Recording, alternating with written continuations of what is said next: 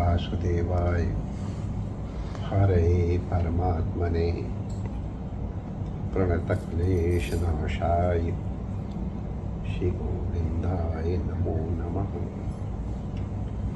ठाकुर हमरे रमण बिहारी, हम हैं रमण बिहारी के, साधु सेवा धर्म हमारा, कामन दुनियादारी से।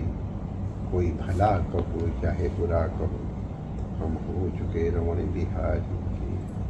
श्री रमण बिहारी लाल की। सभी प्रियजनों को श्री कृष्ण जन्माष्टमी की हार्दिक मंगल कामनाएं और बहुत बहुत बधाई। भगवान भक्त परवश हैं, वात्सल्य मूर्ति हैं, करुणामय हैं, आदि आदि विशेषणों के युक्त भगवान श्री कृष्ण का प्राकट्य अथवा जन्म जिस रूप में जो लेना चाहे दोनों ही ठीक है। ये उनकी अनंत करुणा का ही परिचायक है। अपने गोलोक में आनंद लेते हुए भी जब उन्हें भक्तों की पुकार बुलाती है तो अपना समस्त वैभव त्याग करके और ऐश्वर्य को खूंटे पे लटका करके और मानव रूप में इस पवित्रतम ऋषि सेवित धर्म सेवित यमुना गंगा आदि पवित्र सरिताओं के द्वारा पल्लवित पुष्प इस धराधाम पर भारत भूमि में प्रकट होते हैं और हमारे भगवान श्री कृष्ण को ब्रजभूमि को कृतार्थ करते हैं। प्रारंभ में और प्रवृत्ति काल में यथावश्यकता मथुरा और द्वारिका की लीला भी सुसंपन्न करते हैं। एक पृथक बात है। तो भगवान के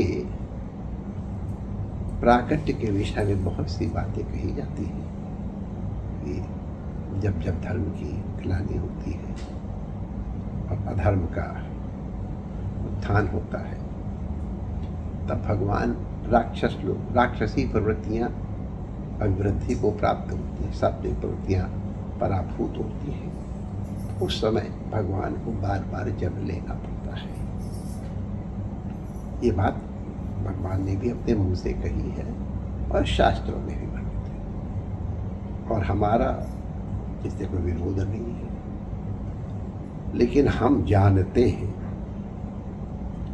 कि इन सामान्य कारणों के लिए भगवान का अवतरण आवश्यक नहीं, तो संकल्प मात्र से हो जाता है।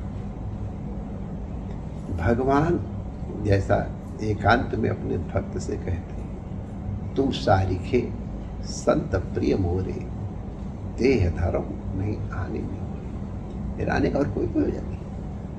तुम्हारे जैसे संत और भक्त हमको अत्यंत प्रिय है, इसलिए आते। भगवान ब्रज में अपनी माधुर्य ऐश्वर्य तो थी, ये माधुर्यमयी लीलाओं के द्वारा भक्तों के चित्तों को आकर्षित करने के लिए और उस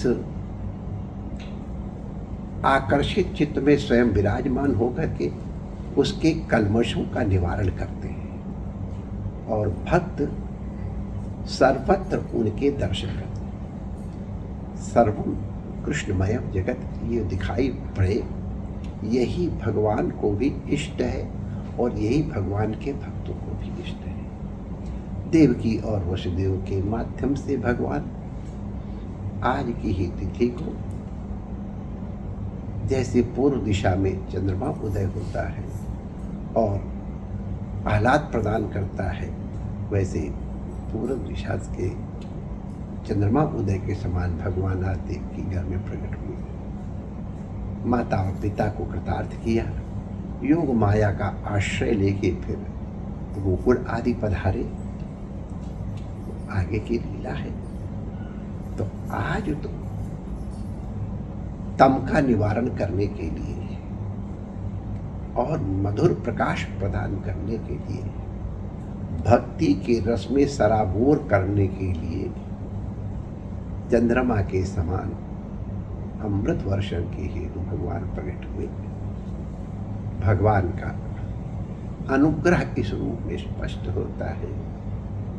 आज हम ब्रजवासी लोग विशेष करके, और वैसे तो जो भी कृष्ण का भक्त है वो ब्रजवासी, ब्रजत कृष्ण समीपम असौ, इस व्याख्या से तो सबके सब ब्रजवासी हैं। सब ब्रजवासियों को अत्यंत अत्यंत आनंद हो रहा है। हमारे घर में लाला प्रकट हुए हैं। जन्माष्टमी की बधाई। जय श्री कृष्ण।